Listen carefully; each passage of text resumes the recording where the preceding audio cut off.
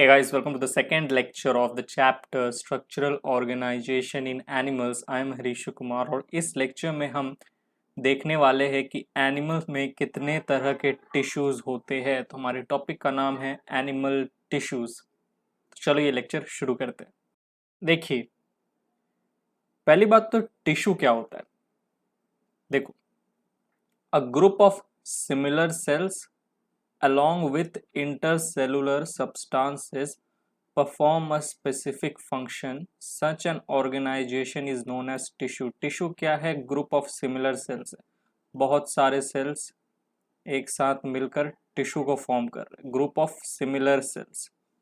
ठीक है, यानी कि जो सेल्स है जो टिश्यू को फॉर्म कर रहे हैं, इसका जो ओरिजिन होगा वो कॉमन होगा, कॉमन ओरिजिन होगा। ठीक है, ये सारे के सारे सेल्स कैसे सिमिलर सेल्स है, यानी कि इनका ओरिजिन जो है वो कॉमन है। जहां से ये सेल बनकर आया है, जो ओरिजिन है वो कॉमन ओरिजिन है। ठीक, अब ये जो सेल है along with their intercellular substances, देखो जैसे दो सेल है, दो सेल के बीच में बहुत सारे इंटरसेलुलर सब्सटेंसेस होते हैं। दो सेल के बीच के स्पेस को हम कहते हैं इंटरसेलुलर स्पेस। तो जो सेल्स है ग्रुप ऑफ सिमिलर सेल्स, वो अपने इंटरसेलुलर स्पेस में जो सब्सटेंसेस प्रेजेंट है उनके साथ मिलकर एक स्पेसिफिक फंक्शन को कराएंगे एनिमल में। Such an organisation is known as tissue. In a tissue, एक टिश्यू में सेल्स में भी जो सेल्स है वो सिमिलर भी हो सकती है, सारी सेल्स सिमिलर है और टिश्यू को फॉर्म किया है। ठीक है, ग्रुप ऑफ सिमिलर सेल्स भी हो सकती है, या फिर वो जो सेल्स है वो डिसिमिलर भी हो सकती है इन स्ट्रक्चर। ठीक है, तो a group of similar sales. अब ये जो सेल्स है सिमिलर क्यों है? क्योंकि ऑरिजिन कॉमन है। अब ऑरिजिन कॉमन होने के बावजूद भी जो सेल्स है ना, उनका जो स्ट्रक्चर है वो सिमिलर भी हो सकता है, डिसिमिलर भी हो सकता है। ठीक, इनर टिश्यू सेल्स में भी ईदर सिमिलर और डिसिमिलर इन फंक्शन, फंक्शन के बेसिस में भी वो सिमिलर हो सकते हैं या डिसिमिलर हो सकते हैं। जैसे इसको आप ऐसे समझिए, ध्यान से सुनिएगा, मैं जो अब बोलने वाला हूं। ब्लड एक टाइप का कनेक्टिव टिश्यू है। अगर ये चीज आपको नहीं पता तो पता होना चाहिए। ब्लड एक तरह का कनेक्टिव टिश्यू है, यानी कि ब्लड एक टिश्यू है। कैसा टिश्यू है? कनेक्टिव टिश्यू है।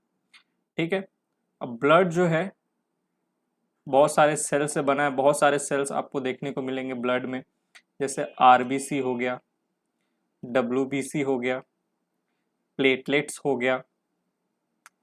ठीक है, प्लेटलेट्स हो गया। तो आरबीसी, डब्ल्यूबीसी, प्लेटलेट्स, ये सारे सेल जो है मिलकर ब्लड को बना रहे। ब्लड एक कनेक्टिव टिश्यू है। ये जो आरबीसी है, डब्ल्यूबीसी है, प्लेटलेट्स है, ये स्ट्रक्चर में बताओ सिमिलर है? नहीं, तीनों का स्ट्रक्चर डिसिमिलर है। जैसे आरबीसी का अगर मैं आपको शेप की बात करूं तो आप बोलोगे सर इसका शेप कॉनकेव होता है, डब्ल्यूबीसी का अमोइबॉइड होता है, प्लेटलेट्स का डिस्क शेप होता है। ठीक, तो ब्लड एक तरह का कनेक्टिव टिश्यू है जो कि सेल से बना है, बहुत सारे सेल जिनका जो स्ट्रक्चर है वो डिसिमिलर है, इनके फंक्शन भी डिसिमिलर है। अब आप पूछोगे सर फंक्शन कैसे डिसिमिलर है? तो आरबीसी का फंक्शन क्या है? ट्रांसपोर्टेशन, ट्रांसपोर्टेशन कराता है गैसेस का, O2 CO2 को इधर उधर लेके जाता है। ब्लड में आरबीसी क्या कर रहा है? गैस का ट्रांसपोर्टेशन कर रहा है, O2 का, CO2 का। ठीक है, रेस्पिरेटरी सिस्टम जब आप पढ़ोगे तो वहां इस चीज को डिटेल में देखोगे। डब्ल्यूबीसी क्या करता है? हमें इम्यूनिटी प्रोवाइड करता है, डिफेंस हमें प्रोवाइड करता है अगेंस्ट पैथोजेन, तो इम्यून रिस्पॉन्स में अपना रोल प्ले करता है। प्लेटलेट्स क्या करते हैं? ये ब्लड क्लॉटिंग में मदद करते हैं। कहीं पे अगर कट लग गया, वहां से खून निकल रहा है, तो उस खून के फ्लो को रोकेंगे, ब्लड को क्लॉट कर देंगे। ठीक, तो ब्लड एक तरह का कनेक्टिव टिश्यू है जो कि बहुत सारे सेल से बना है, और ये जो सेल है ये डिसिमिलर है स्ट्रक्चर में, डिसिमिलर है फंक्शन में। अब जरूरी नहीं कि हमेशा डिसिमिलर डिसिमिलर ही हो, देखो इन टिश्यू सेल्स में भी सिमिलर भी हो सकते हैं, कोई कोई टिश्यू ऐसे जिनमें जो जितने भी सेल्स है उन सारे सेल का स्ट्रक्चर सिमिलर है और वो सारे सेल का जो फंक्शन है वो भी सिमिलर है, लेकिन डिसिमिलर कैसे होता है मैंने आपको यहाँ दिखा दिया। ठीक, अब देखो इन टिश्यू सेल्स में भी इधर सिमिलर और डिसिमिलर इन स्ट्रक्चर, इधर सिमिलर और dissimilar in function, but always have a common origin. लेकिन ये जो सेल्स है ना, इन सेल्स का जो ओरिजिन है ये कॉमन होगा।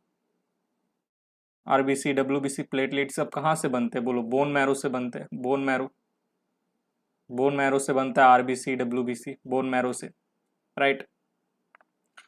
बोन मैरो जो है स्टेम सेल्स बनाता है, ठीक है। बोन मैरो का जो ओरिजिन है क्या है? Mesodermal, mesoderm. ये मीजोडर्म क्या है ये मैं आगे आपको समझाने वाला हूँ। मीजोडर्म, एक्टोडर्म, एंडोडर्म, बच्चे कंफ्यूज रहते हैं कि ये है क्या।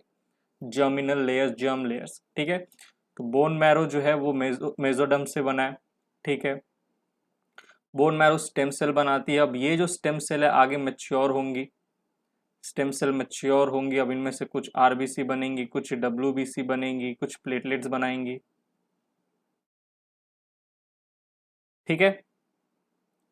तो ये जो सेल्स है टिश्यू में, इनका जो ओरिजिन है बताओ कॉमन है, मीजोडर्म से सब आया बन के, ठीक। तो आई होप आपको जो जो बातें मैंने अभी तक समझाई समझ में आ गई। अब आगे बढ़ते, moving on to next slide. अब कुछ गोल्डन की पॉइंट्स है जिनका आपको ध्यान रखना है अच्छे से। पहला कि जो वर्ड है एनिमल टिश्यू, इसको किसने कॉइंट किया था? बिकट ने या बिचैट ने, आपको जैसे पढ़ना है वैसे पढ़ो, ठीक। Word plant tissue was coined by Grew. Study of tissue को हम कहते हैं हिस्टोलॉजी, और फादर कौन है? तो बोलेंगे हम Bichat, father of animal tissue Bichat. Study of tissue histology. Detail study of tissue is called microscopic anatomy. अगर आप डिटेल में एक टिश्यू को स्टडी कर रहे हो तो उसे आप कहोगे माइक्रोस्कोपिक एनाटॉमी। इसका फाउंडर कौन था? डिटेल स्टडी ऑफ टिश्यू करने वाला इंसान सबसे पहले कौन था? तो आप बोलोगे मार्सेलो मैलपिगी, मार्सेलो मैलपिगी, पिगी, मैलपिगी, ठीक है। चलो आगे बढ़ते हैं, moving on to the next slide. अब देखिए एक टेबल है आपके सामने, यहाँ पे मैं जितने भी अभी तक हमने 4 तरह के टिश्यू पढ़े हैं, इन टिश्यू के फंक्शन, एक बेसिक फंक्शन क्या है और इनका ओरिजिन क्या है, इसके बारे में मैं डिस्कस करने वाला हूँ, तो ध्यान से सुनिएगा।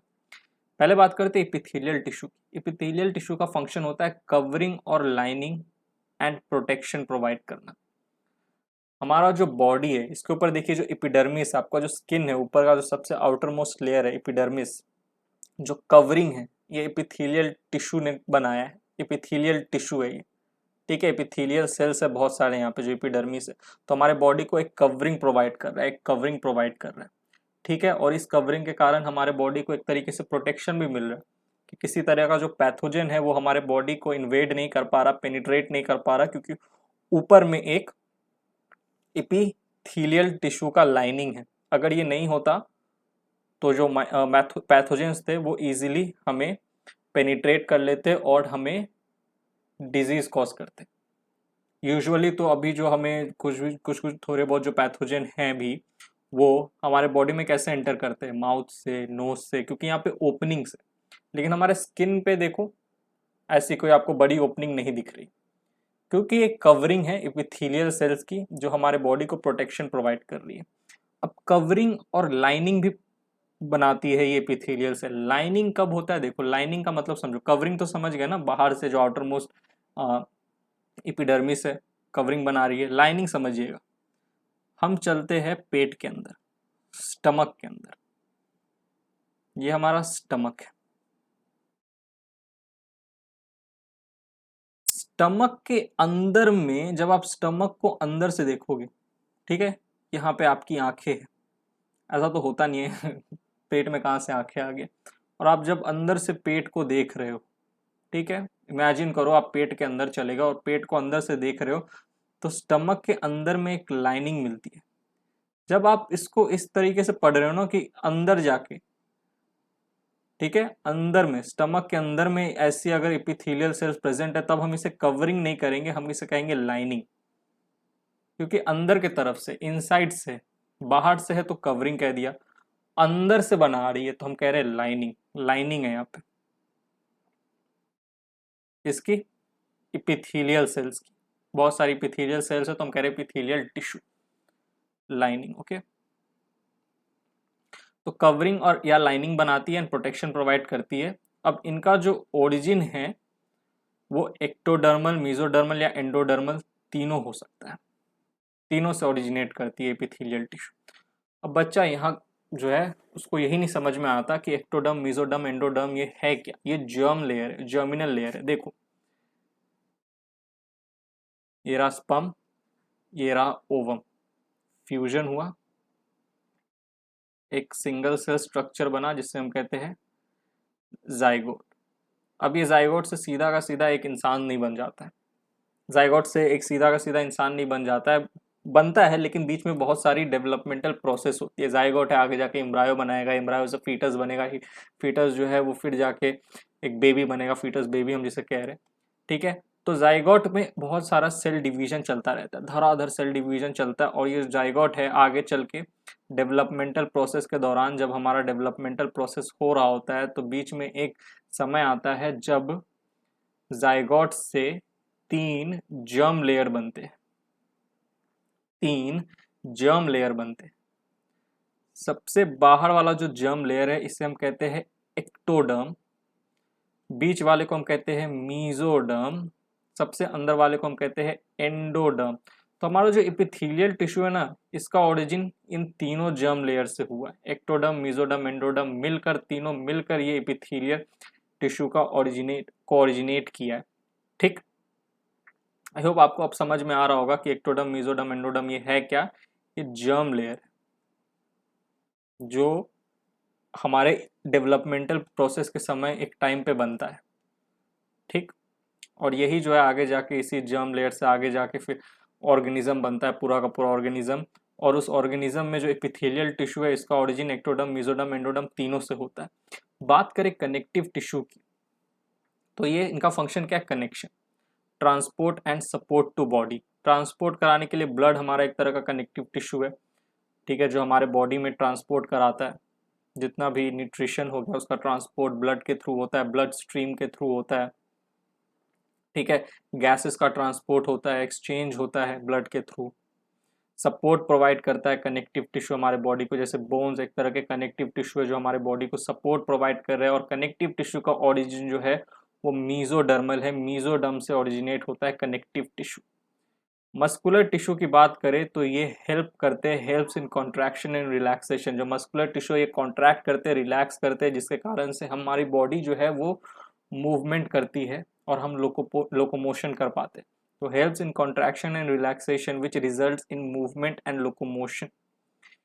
मस्कुलर टिश्यू का जो ओरिजिन है ये मीजोडर्मल है, लेकिन कुछ एक्सेप्शन है, जैसे आइरिस एंड सिलिलरी बॉडी, ये ऐसे मस्कुलर टिश्यू है जिनका ओरिजिन मेसोडर्मल नहीं है। इन जनरल मस्कुलर टिश्यू का ओरिजिन अगर मैं पूछूं किससे हुआ है, कौन से जर्म लेयर से, तो आप कहोगे मीजोडर्म, लेकिन कुछ एक्सेप्शन है जो आपको ध्यान रखने हैं। नर्वस टिश्यू की बात करें तो इनका फंक्शन बड़ा सिंपल है, to generate and conduct nerve impulses in body. ठीक है, इम्पल्सेस जनरेट और कंडक्ट कराती है, तभी हम किसी चीज को फील कर पाते हैं।